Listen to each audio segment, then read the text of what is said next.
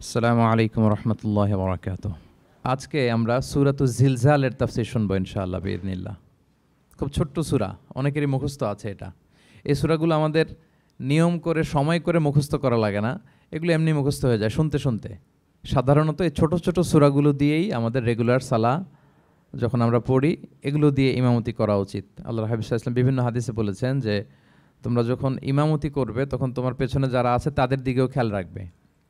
রাসূল সাল্লাল্লাহু আলাইহি ওয়াসাল্লাম অত্যন্ত বিবেকবোধ সম্পন্ন একজন ব্যক্তিত্ব ছিলেন। তিনি খেয়াল রাখতেন, যেটাকে আমরা কনসিডারেট বলি। আল্লাহর হাবিব সাল্লাল্লাহু আলাইহি ওয়াসাল্লাম খুব কনসিডারেট ছিলেন, কার কোথায় কী সমস্যা এটা খুব খেয়াল করতেন। And he was a man of six senses. আমরা সিক্স সেন্সের কথা বলি, আমাদের অধিকাংশেরই 4টা সেন্স একসাথে কাজ করে, কারো 5টা 6টা সেন্স কাজ করে, এরকম মানুষ পাওয়া দুষ্কর। আল্লাহর হাবিব সাল্লাল্লাহু আলাইহি ওয়াসাল্লাম অত্যন্ত বিবেকবোধ সম্পন্ন একজন লোক ছিলেন। একবার তিনি সালাত খুব সংক্ষিপ্ত করলেন, তো সাহাবারা জিজ্ঞেস করলেন, ইয়া রাসূলুল্লাহ এত সংক্ষিপ্ত কেন করলেন সালাত? তখন আল্লাহর হাবিব সাল্লাল্লাহু আলাইহি ওয়াসাল্লাম বললেন যে পেছনে বোনদের নামাজের সেকশনে ওখান থেকে একটা ছোট্ট বাচ্চার কান্নার আওয়াজ আমি শুনছিলাম। আমার মনে হচ্ছিল বাচ্চাটাকে সামলাতে মাটার খুব কষ্ট হচ্ছে, তো এই জন্য আমি সালাদটা সংক্ষিপ্ত করে দিয়েছি। দেখেন কীরকম সেন্সেশন, কতটা কনসিডারেট ছিলেন। একবার আবার আল্লাহর হাবিব সাল্লাল্লাহু আলাইহি ওয়াসাল্লাম মাগরিবের সালাত কিংবা এশার সালাতের কোনো এক সেজদা অনেক লম্বা করে দিলেন। তখন সাহাবারা আবার প্রশ্ন করলেন, ইয়া রাসূলুল্লাহ সাল্লাল্লাহু আলাইহি ওয়াসাল্লাম এত লম্বা দীর্ঘ সেজদা করতে তো ফরজ সালাতে আমরা কখনো দেখি না, কেন করলেন? অসুস্থ হলেন নাকি নামাজের মাঝখানে, অথবা ওহী নাজিল হচ্ছিল নাকি, এরকম কিছু ঘটলো নাকি? তো আল্লাহর হাবিব সাল্লাল্লাহু আলাইহি ওয়াসাল্লাম বললেন যে না, এগুলো কিছুই না, বরং আমার নাতি হাসান আমি সেজদারত অবস্থায় আমার পিঠের উপরে চড়ে বসেছিল, কাঁধের উপরে। তো আমি অপেক্ষা করছিলাম যতক্ষণ না তার খেলা শেষ না হয়, তার প্রয়োজন পূরণ না হয়, ততক্ষণ আমি সেজদায় লুটিয়ে পড়েছিলাম। হাসান যখন নেমেছে, তার প্রয়োজন পূরণ হয়েছে, আমি আবার সেজদা থেকে উঠে দাঁড়িয়েছি। দেখেন কতটা কনসিডারেট ছিলেন। তো এইভাবে আল্লাহর হাবিব সাল্লাল্লাহু আলাইহি ওয়াসাল্লাম ছোট ছোট সূরাগুলো দিয়ে ফরজ সালাতের ইমামতি করতে উদ্বুদ্ধ করতেন। মুআয ইবনে জাবাল রাদিয়াল্লাহু তাআলা আনহুকে উনি মদিনার পাশেই একটা এলাকার ইমাম হিসেবে অ্যাসাইন করেছিলেন। তো ওই এলাকার লোকজন ছিল শ্রমজীবী, ওট দিয়ে তারা পানি নিয়ে খেজুর বাগানে পানি সিঞ্চন করত। সারাদিন পরিশ্রম করে ওনারা সালাতে অংশগ্রহণ করত। তো একবার উনি মাগরিবের সালাতে সূরাতুল বাকারা তেলাওয়াত শুরু করলেন। কোরআনের সবচাইতে ছোট সূরা নাকি সবচাইতে বড় সূরা, 286 আয়াত বিশিষ্ট সূরা। তো ওনারা ছিলেন ক্লান্ত, শ্রান্ত, পরিশ্রান্ত। কেউ কেউ বিরক্ত হয়ে, ক্লান্ত হয়ে নামাজ ছেড়ে দিয়ে একা একা নামাজ পড়ে ফেললেন। পরে আল্লাহর হাবিব সাল্লাল্লাহু আলাইহি ওয়াসাল্লামের কাছে যে তারা অভিযোগ করলেন যে রাসূলুল্লাহ আপনি যে ইমাম পাঠিয়েছেন উনি তো এমন কাজ করেছে, সূরা বাকারা উনি ধরেছে মাগরিবের সালাতে। রাসূল সাল্লাল্লাহু আলাইহি ওয়াসাল্লাম খুবই ক্ষিপ্ত হলেন, রাগান্বিত হলেন এবং মুআয ইবনে জাবাল রাদিয়াল্লাহু তাআলা আনহুকে ডেকে পাঠালেন। ডেকে তিনি বললেন, আফাত্তানুন আনতা ইয়া মুআয। লিটারালি ফাত্তান শব্দটা ব্যবহার করেছেন যে মুআয তুমি কি সমাজে ফিতনা ছড়াচ্ছ? তোমাকে পাঠালাম ইমাম হিসেবে, সেখানে তালিম দিবে, তারবিয়া দিবে, ঐক্য ধরে রাখবে, তুমি কি ফিতনা ছড়াচ্ছ সমাজে? তুমি কি ওয়াদ-দুহা ওয়াল-লাইলি ইযা সাজা এরকম সূরাগুলো পারো না? সাব্বিহ ইসমা রাব্বিকাল আ'লা এগুলো তোমার মুখস্থ নাই? ওয়াশ-শামসি ওয়া-দুহাহা এগুলো তোমার জানা নেই? তুমি এত লম্বা সূরা কেন ধরলে মাগরিবের সালাতে? তো তখন তিনি বললেন, যখন তুমি সালাতে ইমামতি করবে ফরজ সালাতে, তখন ছোট ছোট সূরা পড়বে, কেননা তোমার পেছনে অসুস্থ থাকতে পারে, তারপর বয়স্ক কোনো লোক থাকতে পারে, অথবা মুসাফির মসজিদের পাশ দিয়ে সফর করতেছিল, ভাবলো জামাত চলতেছে, জামাতটা ধরি, ঢুকেই যদি দেখে যে আপনি সূরা বাকারা তেলাওয়াত করতেছেন, তো তার জন্য তো কঠিন হয়ে যাবে কোপ আপ করা, কন্টিনিউ করা। তো এই জন্য ছোটো ছোটো সূরাগুলো আল্লাহর হাবিব সাল্লাল্লাহু আলাইহি ওয়াসাল্লাম পড়তে আমাদেরকে উৎসাহিত করেছেন ফরজ সালাতের, যখন আমরা ইমামতি করব। তো এইরকম একটি সূরা হচ্ছে সূরাতুজ জিলজাল, এটা আমাদের প্রায় সকলেরই মুখস্থ। তো আমরা আসুন প্রথমে আমরা সরল বঙ্গানুবাদ শুনি এই সূরাটার, তারপর এই সূরা থেকে কিছু রিফ্লেকশন আমরা শেয়ার করার চেষ্টা করব ইনশাআল্লাহ বিইذনিল্লাহ। আমি শুরুতে সূরাটার সরল বঙ্গানুবাদ আপনাদের সাথে শেয়ার করছি। আউযু বিল্লাহি মিনাশ শাইতানির রাজিম। বিতাড়িত শয়তান থেকে মহান আল্লাহ তাআলার কাছে পানাহ চাচ্ছি। বিসমিল্লাহির রহমানির রহিম। পরম করুণাময় অসীম দয়ালু আল্লাহ তাআলার নামে শুরু করছি। ইযা জুলজিলাতিল আরদু জিলজালাহা, যখন পৃথিবীকে ভয়ঙ্করভাবে প্রকম্পিত করা হবে।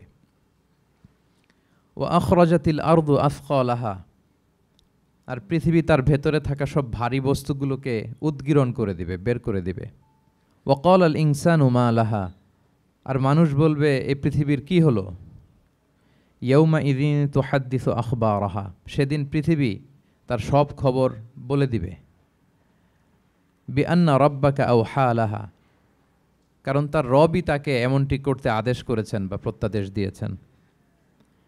ইয়াউমা ইদিন ইয়াসদুরুন নাসু আশতাতান লিউরাউ আমালাহুম, সেদিন মানুষগুলো দলে দলে বের হবে যাতে করে তাদের আমলনামা তাদের কাছে পেশ করা যায়। ফামান ইয়ামাল মিসকালা যাররাতিন খাইরান ইয়ারাহ, যে ব্যক্তি অনুপরিমাণ ভালো কাজ করেছে সেটা সে দেখতে পাবে।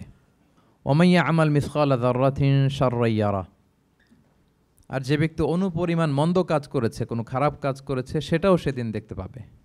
সাদাকাল্লাহুল আযীম। এই হচ্ছে সূরাতুজ জিলজালের সংক্ষিপ্ত বঙ্গানুবাদ। এবার আসুন এই সূরা থেকে কিছু রিফ্লেকশন, কিছু তাফসির আমরা শেয়ার করি। প্রিয় ভাইয়েরা, এই সূরাটা নাজিলের একটা প্রেক্ষাপট আছে।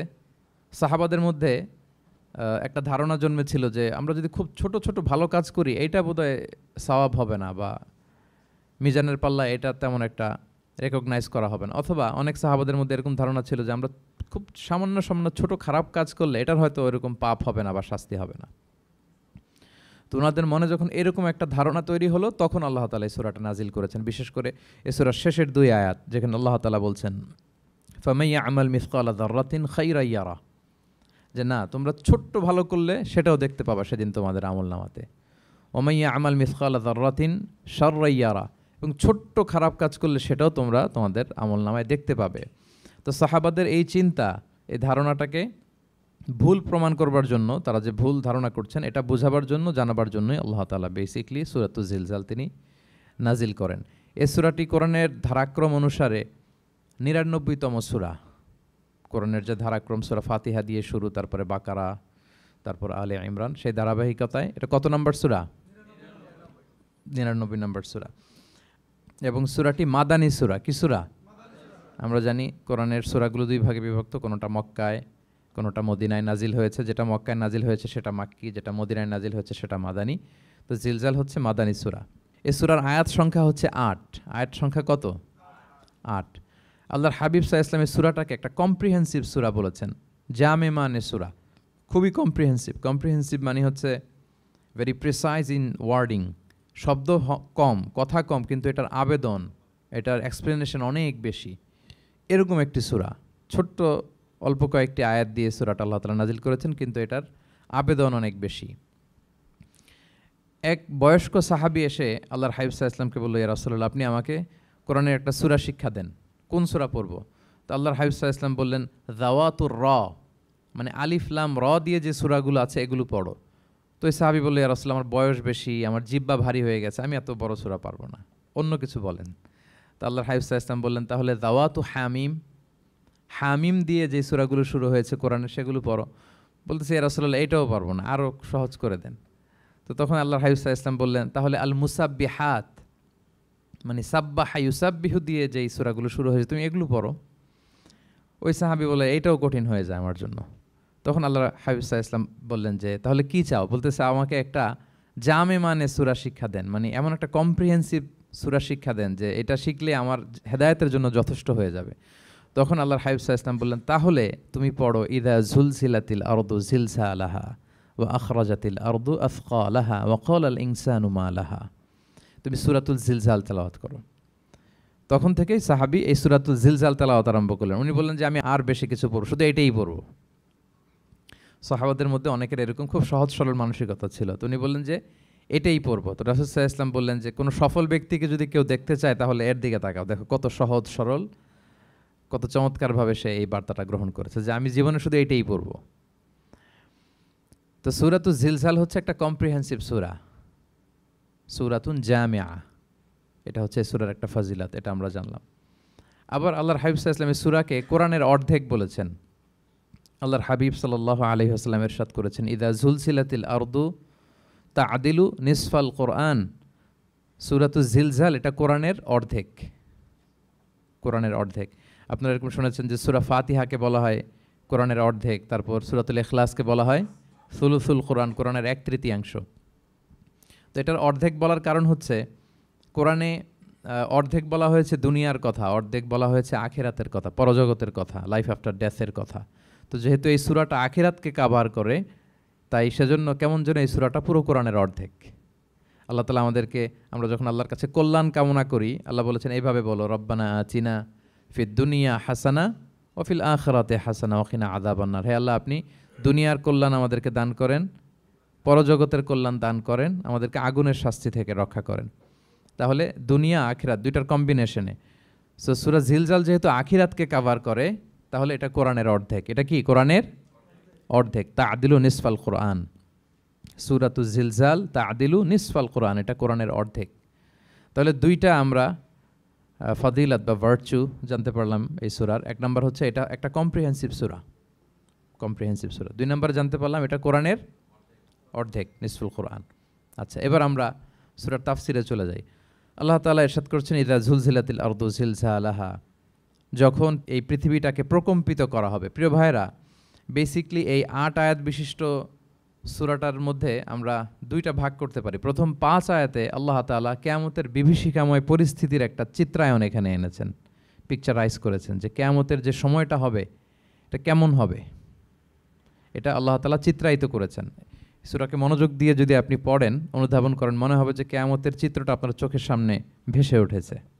তো ৮ আয়াত বিশিষ্ট এই সূরার প্রথম ৫ আয়াতে আল্লাহ তাআলা তিনি কিয়ামতের বিভীষিকাময় পরিস্থিতির একটা বর্ণনা হাজির করেছেন।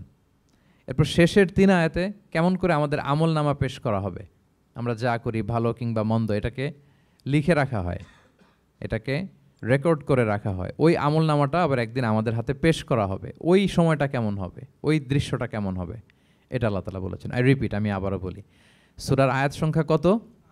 ৮। তো প্রথম ৫ আয়াতে আল্লাহ তাআলা কিয়ামতের বিভীষিকাময় পরিস্থিতির বর্ণনা দিয়েছেন, আর শেষের ৩ আয়াতে আমাদেরকে যে আমাদের আমলনামা পেশ করা হবে তার একটা চিত্র তুলে ধরেছেন। এবার মোটামুটি সহজ হয়ে আসছে না ব্যাপারটা? আচ্ছা, তো প্রথম ৫ আয়াতে আল্লাহ তাআলা কিয়ামতের চিত্রায়িত কিভাবে কেমন করে করলেন, চিত্র হাজির করলেন। আল্লাহ বললেন যে ইযা যুলজিলাতিল আরদু জিলজালাহা, যখন পৃথিবীকে ভয়ঙ্করভাবে প্রকম্পিত করা হবে, পুরো পৃথিবীটাকে একটা ঝাঁকুনি দেয়া হবে। এই সূরার নামই হচ্ছে ঝাঁকুনি দেওয়ার সূরা, ঝাঁকুনি। জিলজাল মানে হচ্ছে শেকিং, আর্থকোয়েক, ভূমিকম্প, ভূকম্পন। ভূমিকম্পের সাথে পরিচিত না সবাই? এক্সপিরিয়েন্স হয়েছে কারো ভূমিকম্প? নাকি ঘুমায় থাকার সময় হয়? সব সময় হয়েছে? হ্যাঁ, মাঝে মাঝে আমরা এক্সপিরিয়েন্স করি আর্থকোয়েক, ভূকম্পন, পৃথিবী কেঁপে ওঠে। এটা একটা ন্যাচারাল ফেনোমেনা। পৃথিবীর মাটির নিচে অনেক কিছু থাকে, এগুলো নড়ে চড়ে উঠলে পৃথিবীটাও কেঁপে ওঠে। নানা কারণে এই ভূকম্পনটা হয়। পৃথিবীর ভেতরে অনেকগুলো শিলার স্তর আছে। আমরা যেরকম মাটি দেখি, পুরো পৃথিবীটা জুড়েই কিন্তু এরকম মাটি নয়, অনেক শিলা আছে, রূপান্তরিত শিলা, পাললিক শিলা, আগ্নেয়গিরির শিলা। এই শিলাগুলোর মধ্যে ডিসপ্লেস হলে পৃথিবী কেঁপে ওঠে।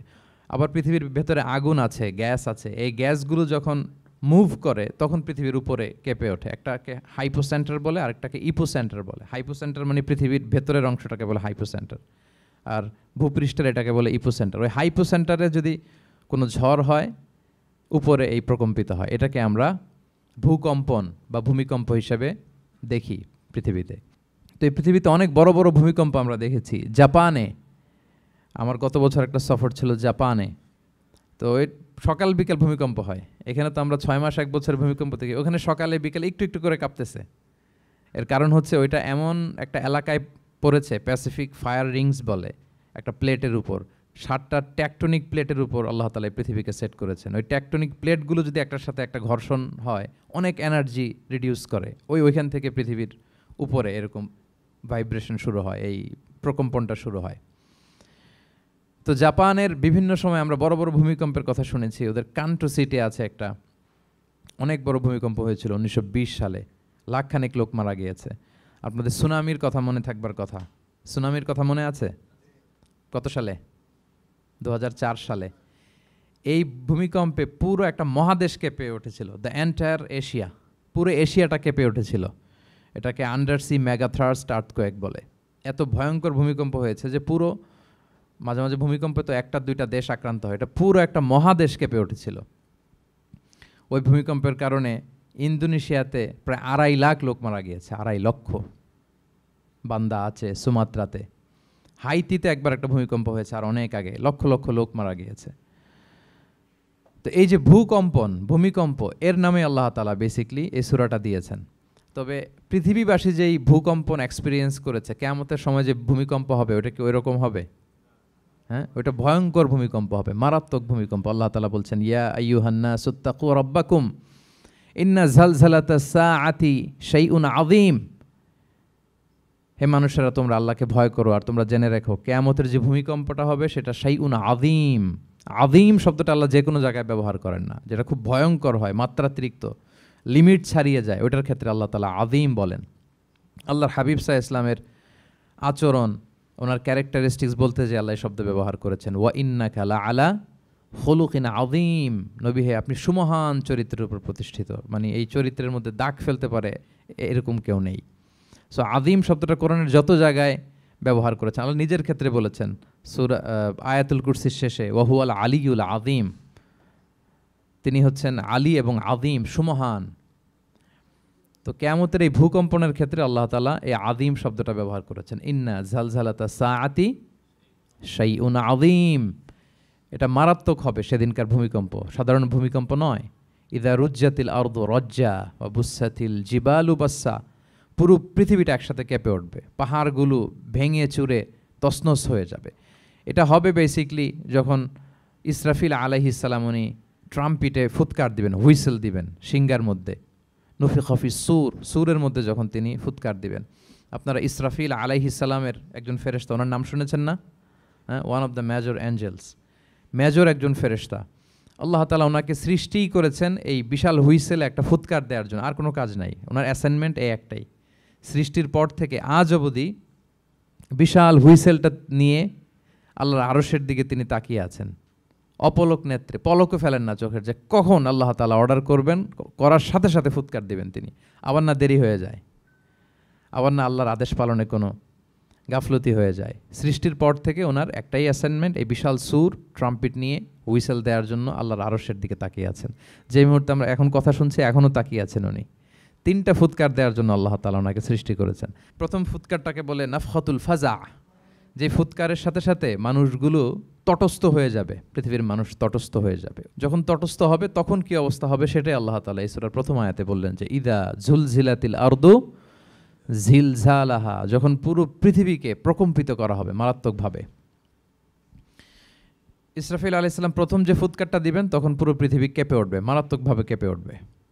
তারপরের যে ফুৎকার দিবেন তখন সব মরে যাবে, আমরা পৃথিবীতে কেউই বেঁচে থাকবো না, তখন মানুষ মরে যাবে, জিন জাতি মরে যাবে, সমস্ত ফেরেশতারাও মরে যাবে। যেই ফেরেশতা মালাকুল মাউত, যিনি মৃত্যুর ফেরেশতা, যার মাধ্যমে আল্লাহ তাআলা মৃত্যু ঘটিয়ে থাকেন, তারও মৃত্যু ঘটবে। সে আল্লাহ তাআলার কাছে বলবে, আল্লাহ, পৃথিবীর সবাই মরেছে, আপনার আদেশ অনুযায়ী মানুষ, জিন, ইবলিস সবাইকে আমি মৃত্যু দিয়েছি, তাদের রূহ কবজ করেছি, এখন কি হবে? আল্লাহ তাআলা বলবেন, এখন তুমি মরবে, মুতিয়া মালাকুল মাউত, এখন তুমি মরো। মালাকুল মাউত তখন মারা যাবে। এত ভয়ঙ্কর একটা চিৎকার দিয়ে মালাকুল মাউত জগৎ থেকে বিদায় নেবে। আল্লাহর হাবিব সাল্লাল্লাহু আলাইহি ওয়াসাল্লাম বলেন, ওই ভয়ঙ্কর চিৎকার যদি পৃথিবীবাসী শুনতে পেত তাহলে আলাদা করে ইসরাফিলের সিঙ্গার ফুৎকার দেওয়ার প্রয়োজন হতো না, প্রতিটা মানুষ তাদের কানের পর্দা ফেটে মুহূর্তেই লাশ হয়ে পড়ে যেত। মালাকুল মাউত মরে যাবে, তখন মহাবিশ্বে আর কেউ থাকবে না একটা সত্তা ছাড়া। তিনি কে? আল্লাহ সুবহানাহু ওয়া তাআলা। সূরাত আর-রহমানে আল্লাহ তাআলা চমৎকারভাবে বলেছেন, কুল্লু মান আলাইহা ফান ওয়া ইয়াবকা ওয়াজহু রাব্বিকা যুল জালালি ওয়াল ইকরাম। পৃথিবীতে যা আছে সব নিঃশেষ হয়ে যাবে, একমাত্র তিনি ছাড়া। তিনি হচ্ছেন অব্যয়, অক্ষয়, অবিনশ্বর, চিরঞ্জীব, শাশ্বত। এরপর কেউ যখন থাকবে না, আল্লাহ তাআলা ইসরাফিল আলাইহিস সালামকে আবার জীবিত করবেন, তখন তিনি সর্বশেষ হুইসেলটা দিবেন, আবার জীবিত হয়ে তিনি লাস্ট 3 নম্বর হুইসেলটা দিবেন। লাস্ট হুইসেলটা যখন দেয়া হবে তখন জমিন থেকে সব মৃত লাশগুলো আবার জীবিত হয়ে দাঁড়াতে শুরু করবে। মিনহা খালাকনাকুম ওয়া ফিহা নুঈদুকুম ওয়া মিনহা নুখরিজুকুম তারাতান উখরা, মাটি থেকে বানিয়েছি, মাটির কবরে তোমাদের পাঠিয়েছি, আবার মাটি থেকে তোমাদেরকে উত্থিত করা, আবার সবাই উঠবে। এই 3টা হুইসেল দেওয়ার জন্য আল্লাহ তাআলা সাইয়েদনা ইসরাফিল আলাইহিস সালামকে সৃষ্টি করেছেন। তো ওনার প্রথম হুইসেল দেওয়ার পরে কি অবস্থা হবে, কি রিয়াকশন হবে, ওইটা আল্লাহ তাআলা সূরাতুল জিলজালের প্রথম আয়াতে বললেন, ইযা জুলজিলাতিল আরদু জিলজালাহা, যখন পুরো পৃথিবীটা প্রকম্পিত হবে, মারাত্মকভাবে প্রকম্পিত হবে। ওয়া আখরাজাতিল আরদু আথকালাহা, আর যখন জমিন তার ভেতরে থাকা ভারী বস্তুগুলোকে উদ্গীরণ করে দেবে, বমি করে বের করে দেবে, ভমিটিং করবে বা নিক্ষেপ করবে। পৃথিবীর ভেতরে কি আছে? তাফসিরে এসেছে আল মাউথা ওয়াল কুনুজ, অর্থাৎ মৃত ডেড বডিগুলো। সেই আদম আলাইহিস সালামের সময় থেকে শুরু করে কিয়ামত পর্যন্ত পৃথিবী সব ডেড বডিগুলোকে ধারণ করে তার ভেতরে, তাই না? হ্যাঁ, জীবিতদেরকে ভূপৃষ্ঠ উপরে ধারণ করে আর মৃতদেরকে জমিন তার পেটের ভেতরে ধারণ করে। তো আখরাজাতিল আরদু আফকালাহা, জমিন ভারী বস্তুগুলোকে উদ্গীরণ করবে, তাহলে সব ডেড বডিগুলোকে তখন বের করে দিবে। আর কুনুজ যত আছে, মিনারেলস, যত খনিজ পদার্থ আছে পৃথিবীর ভেতরে, স্বর্ণ, যত মিনারেল আছে, ইউরেনিয়াম থেকে শুরু করে যত গ্যাস আছে, প্লাটিনাম আছে, যা আছে, আগুন, অগ্নিকুণ্ড, সব কিছু জমিন বের করে দিবে। মারাত্মক এক বিস্ফোরণের মধ্য দিয়ে জমিন সব কিছু উদ্গীরণ করে বের করে দিবে। তাহলে দেখেন, কিছুটা সামহাও আপনাদের সামনে চিত্রায়িত হচ্ছে না কিয়ামতটা কেমন হবে? যদি একটু কল্পনা করেন, যেভাবে আল্লাহ তাআলা বলছেন যে ইদা জুলজিলাতিল আরদু জিলজালাহা, পুরো পৃথিবীটা প্রকম্পিত হবে।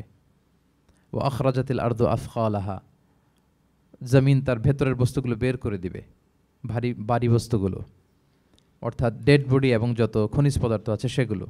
ওয়াকাল আল ইনসানু মা লাহা, মানুষ বলবে পৃথিবীর হলো কি, হোয়াটস হ্যাপেনিং, কি হচ্ছে, কি হলো পৃথিবীর, পৃথিবী এরকম কেন করতেছে? যে আয়াতটা বলেছিলাম যে ইন্না জালজালাতাস সাআতি শাইউন আযীম, সেখানে আল্লাহ তাআলা বলছেন ইয়াউমা তারাউনাহা তাযহালু কুল্লু মুরদিআতিন আম্মা আরদাআত ওয়া তাদউ কুল্লু যাতি হামলিন হামলাহা ওয়া তারান নাসা সুকারা ওয়া মা হুম বিসুকারা ওয়ালাকিন্না আযাবাল্লাহি শাদীদ। মানুষের ফার্স্ট রিঅ্যাকশন কি হবে এই আর্থকোয়েকের পরে? এই আয়াতে চমৎকারভাবে আল্লাহ তাআলা বলছেন। আল্লাহ বলছেন যে পরিস্থিতিটা এত ভয়ঙ্কর হবে, কারণ এরকম ভূকম্পন তো পৃথিবীবাসী দেখেনি। এত মারাত্মক ভূমিকম্প হবে যে দুধ খাওয়াচ্ছে এরকম মা তার দুধের বাচ্চার কথা ভুলে যাবে। আল্লাহু আকবার। দেখেন এখানে উপমাটা কীরকম। সাধারণত দুধের বাচ্চার প্রতি মায়ের আলাদা একটা টেক কেয়ার থাকে, মানে তাকে রেখে এদিক সেদিক যায় না, গেলেও চোখে চোখে রাখে, বা কোথাও গেলেও অন্যকে বলা যায় তুমি একটু দেখো, কি এরকম করে না? দুধের বাচ্চা তো সে খুবই ছোট বাচ্চা, তার আলাদা কেয়ারের প্রয়োজন হয়, এক্সট্রা কেয়ারের প্রয়োজন হয়। তো দুধ খাওয়ায় ব্রেস্ট ফিডিং মাদার কখনো তার বাচ্চাকে চোখের আড়াল করতে দেয় না বা চায় না। আল্লাহ বললেন যে তখন পরিস্থিতি এত ভয়ানক হবে যে নিজের দুধের বাচ্চার কথাই মা ভুলে যাবে। তারপর এখনও পরিপূর্ণ হয়নি পেটের ভেতরে বাচ্চা, এরকম মা যারা আছে গর্ভবতী, সাধারণত কয় মাস পরে বাচ্চা ডেলিভারি হয়? হ্যাঁ, 8 মাস 9 মাস পরে। দেখা যাবে যে 2 মাসের বাচ্চা, এখনও ভ্রূণ, 3 মাসের বাচ্চা, 4 মাসের বাচ্চা। এই ভয়ঙ্কর পরিস্থিতির চোটে যত গর্ভবতী নারী আছে সব মুহূর্তে ডেলিভারি করে দেবে, মুহূর্তে, ইনস্ট্যান্ট। ও তাদাউকুল দাতু হামলিন হামলাহা, যত মা আছে গর্ভবতী সবাই, প্রেগনেন্ট মহিলারা মুহূর্তে ডেলিভারি করে দেবে, প্রি ম্যাচিউরড বেবি। কেউ ভ্রূণ, কেউ 3 মাসের, কেউ 4 মাসের বাচ্চাগুলো ডেলিভারি হয়ে যাবে। মানুষগুলো পঙ্গপালের মতো দৌড়াতে থাকবে, বিক্ষিপ্ত পতঙ্গের মতো দৌড়াতে থাকবে মানুষ। আর বলবে ওয়াকাল আল ইনসানু মা লাহা, মানুষ তখন, মানুষের ফার্স্ট রিঅ্যাকশন হবে যে মা লাহা, কি হলো, হোয়াটস হ্যাপেনিং, কি হচ্ছে, কিছুই বুঝতে পারতেছি না, মা লাহা, পৃথিবীর কি হলো। ইয়াউমাইদিন তুহাদ্দিসু আখবারাহা, সেদিন পৃথিবী সব কিছু বর্ণনা করে দিবে, সব বয়ান দিয়ে দিবে। আমরা এই পৃথিবীর উপরে জমিনে যা করি সব কিন্তু পৃথিবীর মধ্যে রেকর্ডেড থাকে। জমিন সেদিন বয়ান দিবে, সেদিন আসলে সব কিছুই বয়ান দিবে। জমিন বয়ান দিবে, হাত পা সাক্ষী দিবে, যেখানে মানুষ যে সমস্ত জিনিসের মাধ্যমে, যেই টুলসগুলোর মাধ্যমে পাপ করেছে, অন্যায় করেছে, সব কিছু সেদিন সাক্ষী দিবে। আর সব সাক্ষীর বড় সাক্ষী হবে সেদিন এই জমিন। জমিন হবে সেদিন রাত সাক্ষী। জমিন হবে কি সাক্ষী? রাত সাক্ষী। ইয়াউমাইদিন তুহাদ্দিসু আখবারাহা, আল্লাহ জমিনকে বলবে এবার তুমি পাপের বয়ান দাও। রাত সাক্ষী হয়ে তুমি বয়ান দাও, কি কি ঘটেছে তোমার উপরে। কারণ আমরা যত পাপই করি না কেন, যত কাজই করি না কেন, সব জমিনের উপরই করি, তাই না? তো জমিন সেদিন বয়ান দিবে, সাক্ষী দিবে। ইয়াউমাইদিন তুহাদ্দিসু আখবারাহা। জমিন কিভাবে সাক্ষী দিবে, জমিন কিভাবে কথা বলবে? আল্লাহ তাআলা বলছেন বিআন্না রাব্বাকা আওহা লাহা, কারণ তার রব জমিনকে সেদিন কি করেছে? আদেশ করেছে, প্রত্যাদেশ করেছে। আল্লাহ তাআলার আদেশে জমিন সেদিন কথা বলবার সুযোগ পাবে, সব বয়ান দিবে, কি কি হয়েছে জমিনের ভেতর, কি কি অন্যায় হয়েছে, কি কি পাপ হয়েছে, কি কি সংগঠিত হয়েছে, সব ধরে ধরে জমিন সেদিন বর্ণনা করবে। তাহলে প্রথম 5টা আয়াত আমরা বলে ফেললাম, যে প্রথম 5টা আয়াতে কিয়ামতের বিভীষিকামী পরিস্থিতির একটা পিকচারাইজেশন পাইছেন আপনারা?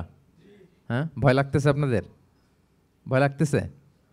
সেদিনকার পরিস্থিতি কেমন হবে? খুব সংক্ষিপ্ত পরিসরে একটা বর্ণনা আমাদের সামনে আসছে না এই 5 আয়াতে? চলে আসছে। কিন্তু ভয়ঙ্কর হবে সেই দিনটা, কেউ কাউকে চিনবে না। ইয়াউমা ইয়াফিরুল মারউ মিন আখিহি ওয়া উম্মিহি ওয়া আবিহি ওয়া সাহিবাতিহি ওয়া বানিহি লিকুল্লি ইমরিইম মিনহুম ইয়াউমা ইযিন শা'নুন ইউগনি।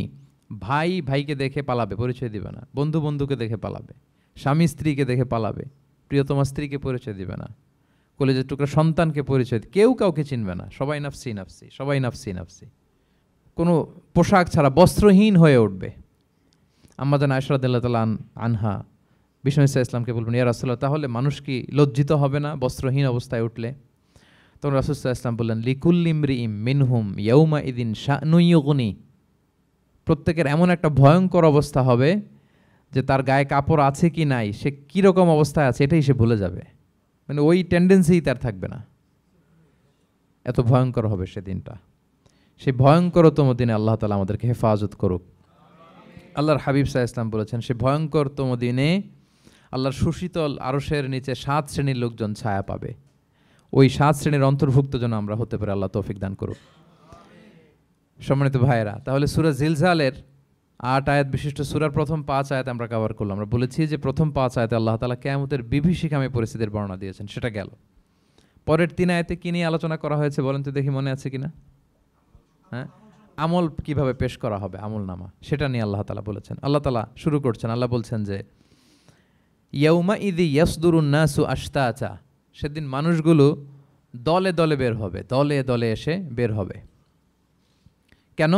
লিউরাউ আমালাহুম, যাতে করে তাদের আমল নামা তাদেরকে দেখানো যায়। তার মানে কি করেছি সেদিন আমল নামা আমরা দেখব।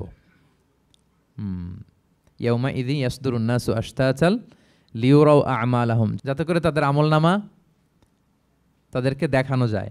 তার মানে সেদিন আমরা আমাদের আমল নামা দেখব, কি করেছি না করেছি সব সেদিন সে আমল নামায় থাকবে।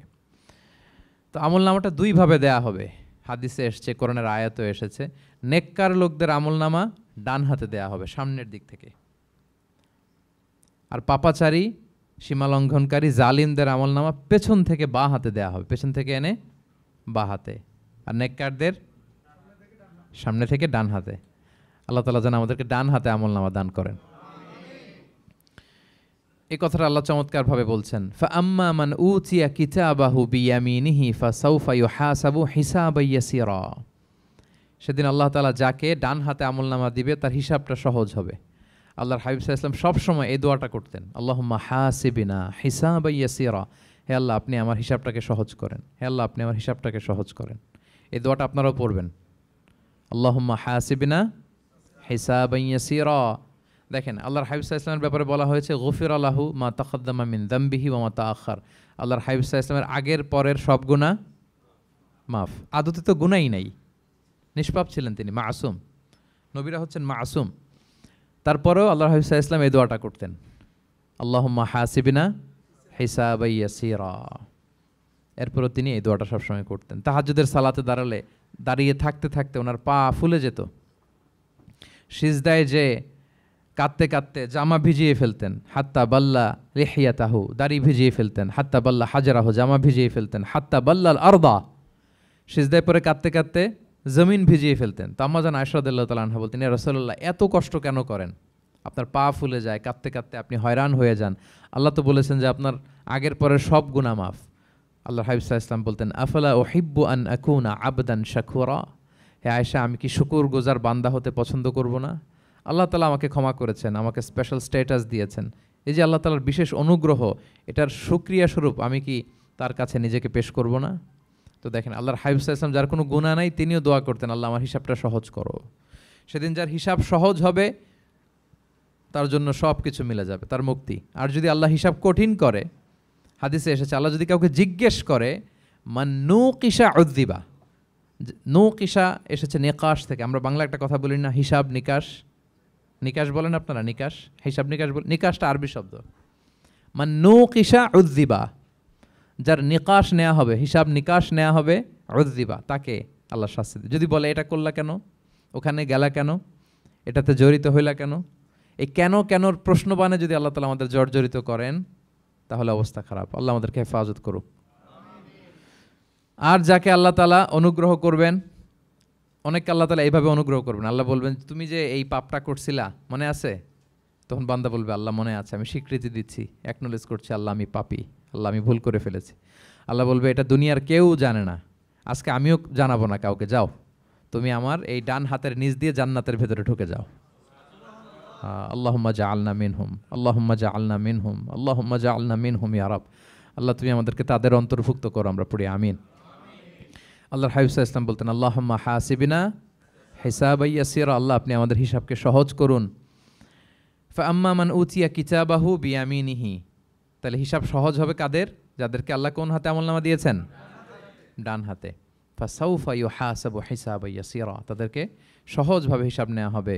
ওয়ায়ানকালিবু ইলা আহলিহি মাসরুরা, তারা তাদের পরিবারের সাথে খুব আনন্দ উৎফুল্লতার সাথে মিলিত হবে। আর ওয়া আম্মা মান উতিয়া কিতাবাহু ওয়ারাআ যাহরিহি, আর যাদেরকে পেছন থেকে আমলনামা দেয়া হবে বা হাতে, ফাসাউফা ইয়াদউ সুবুরা, তারা মৃত্যু কামনা করবে, সেদিন মৃত্যু, ধ্বংস কামনা করবে, তারা নিজেদের ধ্বংস। ওয়ায়াসলা সাঈরা, আর তারাই জাহান্নামে অন্তর্ভুক্ত হবে, জাহান্নামে তারাই প্রবেশ করবে। বলে আয়াযু বিল্লাহ, নাউযু বিল্লাহ, আল্লাহ আমাদেরকে তুমি হেফাজত করো। তাহলে আমলনামার পর্বটা কেমন হবে? আল্লাহ বলছেন ইয়াউমা ইযি ইয়াসদুরুন নাসু আশতাত, দলে দলে মানুষ উঠবে, কবর থেকে আসবে, লিউরাউ আমালাহুম, যাতে করে তাদের আমলনামা তাদেরকে দেখানো হয়। আর আমলনামা কারো আসবে সামনে থেকে ডান হাতে, কারো আসবে, আমরা যেন ডান হাতে পাই নাকি? এই ফরিয়াদ, এই প্রার্থনা আমরা আল্লাহর কাছে করি। এবার আমলনামা পেয়ে গেলাম আমরা সবাই হাতে, এবার আল্লাহ তাআলা আমাদেরকে বলবেন তোমরাই একটু পড়ো তোমাদের আমলনামা। ইকরা ইকরা কিতাবাকা কাফা বিনাফসিকাল ইয়াউমা আলাইকা হাসিবা, পড়ো তোমার আমলনামা, হিসেবের জন্য তুমিই যথেষ্ট আজকে। ধরেন আজকে আপনার গণিত পরীক্ষা গেছে, ধরেন অঙ্ক পরীক্ষার পরে যার খুব কনফিডেন্স ভালো, ভালো গণিত জানে, সে আসলে আগে থেকেই জানে যে আমি 100তে 100, তার একটা নিজের হিসেব নিকেশ আছে না নাকি? হ্যাঁ। আর ধরেন যে যার গণিত মিলে নাই, পরীক্ষা ভালো হয় নাই, যে হচ্ছে খুব খারাপ ছাত্র, একেবারে লাড্ডু গুড্ডু মেরে আসছে, ও নিজেও জানে এটার ফল প্রকাশের জন্য এত ওয়েট করা লাগে না, তার একটা হিসাব নিকেশ আগে থেকে জানা আছে যে আমার দিয়ে তো কিছু হবে না, আমার অন্য চিন্তা করতে হবে। ফলাফল রেজাল্ট আসে নাই, কিন্তু সে নিজেও জানে যে সে 00 পাবে। আর যে গণিতে খুব ভালো, হ্যাঁ, সব তার গণিত মিলে গেছে, রেজাল্টের আগে থেকেই সে জানে যে আমার 100 থেকে 100 কেউ এটা থামাতে পারবে না। তো আমরা আসলে কে কি করেছি, আমাদের কি আমলনামা, সেদিন তো আমরা পাবো, কিন্তু তার আগে আমাদের নিজেদেরও একটা বন্দোবস্ত, হিসেব নিকেশ, বোঝাপড়া আছে না নাই বলেন? আমরা জানি আমরা কে কি করেছি আমরা জানি। আল্লাহ নিজেদেরকে তখন দায়িত্ব দিয়ে বলবেন ইকরা কিতাবাকা কাফা বিনাফসিকাল ইয়াউমা আলাইকা হাসিবা, পড়ো তোমার আমলনামা, ইকরা, পড়ো। এবার তুমি মার্কিং করো, তোমাকে আমি মার্কিং করার আগে তুমি একটু করো দেখি, তুমি কি করেছো, তুমি একটু মার্কিং করো। তো আমলনামা পাওয়ার পরে আমাদের যে প্রতিক্রিয়া হবে সেটা আল্লাহ কোরআনে তুলে ধরেছেন। আল্লাহ তাআলা বলছেন যে মানুষ বলবে মালি হাযাল কিতাবি লা ইউগাদিরু সগীরাতান ওয়ালা কাবীরাতান ইল্লা আহসাহা, এটা কেমন আমলনামা, ছোট বড় কোনো কিছু মিসিং হয় না এখানে। আল্লাহু আকবার, কিছু মিস হয় নাই। অনেক কিছু আপনারও মনে নাই, কিন্তু দেখার পরে মনে হবে। ধরেন ঠিক এই মুহূর্তে গত বছর রমাদানের এই দিনে আমরা কোথায় ইফতারি করছিলাম, হুট করে জিজ্ঞেস করলে আমি বলতে পারবো? বলতে পারবেন আপনি? কিন্তু হিসাব কেউ মিলাই দিলে তখন মনে করবে ও তাই তো, আমি তো ওই সময় এটা করছি, ওই সময় তো ওইখানে ছিল। আমলনামা দেখে মানুষের ফার্স্ট রিয়াকশন হবে মালি হাযাল কিতাবি লা ইউগাদিরু সগীরাতান ওয়ালা কাবীরাতান ইল্লা, এটা কেমন আমলনামা, সব মিলে যাচ্ছে, তাই তো, এমনটাই তো করেছি আমি। সগীরাতান ওয়ালা কাবীরা, ছোট বড় তুচ্ছ নগণ্য সব আল্লাহ তাআলা তুলে ধরেছেন সেখানে, সব আমলনামায় তুলে ধরেছেন। মুমিনরা তো আমলনামা পেয়ে মহা খুশি, তাদের চেহারা হবে সেদিন উজ্জ্বল, প্রফুল্ল, প্রস্ফুটিত। উজুহু ইয়াউমাইযিন মুসফিরা দাহিকাতুম মুস্তাবশিরা, উজ্জ্বল থাকবে তাদের চেহারা। আর আরেক দলের চেহারা, যাদের আমলনামা বা হাতে দেয়া হয়েছে, তারা চিৎকার করবে, তারা নিজেদের ধ্বংস কামনা করবে, মৃত্যু কামনা করবে, তারা বাঁচার জন্য মুমিনদের কাতারে ঢুকে যেতে চাইবে। আল্লাহ তাআলা বলবেন না, আজকে ঢোকার সুযোগ নাই। ওয়ামতাজুল ইয়াউমা আইয়ুহাল মুজরিমুন, পাপীদেরকে আজকে আলাদা করে ফেলো। সীমাহুম ফি উজুহিহিম মিন আসারিস সুজুদ, তাদের চেহারার মধ্যে সিজদার দাগ দেখে ফেরেশতারা জান্নাতীদেরকে আলাদা করবেন, জাহান্নামীদেরকে আলাদা করবেন। এবার যখন বলা হবে আমলনামা পড়ো, তোমাদের কোনো মন্তব্য আছে কিনা, তারা অস্বীকার করবে। শুরুতে বাঁচার জন্য কি করবে? দুনিয়াতে যেরকম হয়, সুপ্রিম কোর্টে দাঁড়িয়ে কাঠগড়ায় দাঁড়িয়ে যেটা করে মানুষ, বাঁচার সর্বশেষ চেষ্টাটা করে, অস্বীকার করে, মিথ্যা বলে, বলে না? সেদিনও মানুষ অস্বীকার করবে, তারা বলবে আল্লাহ এটা আমি করি নাই। কি বলবে? করি নাই। তা আল্লাহ তাআলা কি প্রমাণ করে দিতে পারবেন যে তারাই এটা করেছে? হ্যাঁ, এত এত ফ্যাক্টর অথেন্টিকেশন আল্লাহর কাছে থাকবে যে মানুষ অবাক হয়ে যাবে। আমরা যে মোবাইলে 3 ফ্যাক্টর 4 ফ্যাক্টর অথেন্টিকেশন দেই না, হ্যাঁ, আল্লাহর কাছে এরকম অনেকগুলো ফ্যাক্টর অথেন্টিকেশন থাকবে। আল্লাহ তাআলা প্রমাণ করে ছাড়বেন যেটা তুমিই করেছো। আল্লাহ তাআলা বলবেন এই আমলনামা যদি বিশ্বাস না হয়, আমার কিরামান কাতিবিনের কাছে একটা ব্যাকআপ ফাইল আছে, ওটার সাথে মিলাবো। কিরামান কাতিবিনা ইয়ালামুনা মা তাফআলুন, তোমরা যা করেছো সব তারা জানে, সব লিখে রেখেছে। কিরামান কাতিবিনের ব্যাকআপ ফাইল আনার পরে দেখা যাবে যে আমলনামা হুবহু একেবারে পাই টু পাই মিলে গিয়েছে। তারপরেও তারা অস্বীকার করবে, বলবে যে আল্লাহ আমরা করি নাই, তোমার ফেরেশতারা ভুল করে লিখছে। এরকম নানা ধরনের অজুহাত, নানা ধরনের মিথ্যাচার তারা করতে চাইবে। আল্লাহ তাআলা তখন বলবেন যে ওয়াকুল্লা ইনসানিন আলজামনাহু তাইরাহু ফি উনুকিহি ওয়া নুখরিজু লাহু ইয়াউমাল কিয়ামাতি কিতাবান ইয়ালকাহু মানশুরা। আমাদের এই যে গ্রীবা লগ্নে আমরা যা করি সব কিছুর একটা ব্যাকআপ ফাইল আছে এখানে, সেদিন আল্লাহ তাআলা সেখান থেকে বের করবেন আমাদের আমলনামা। আল্লাহু আকবার। এই যে আমরা যা বলি এখানে রেকর্ড হয়ে যায়, এই জায়গাটাতে, এই গলার এইখানটাতে আল্লাহ রেকর্ড করে রাখেন।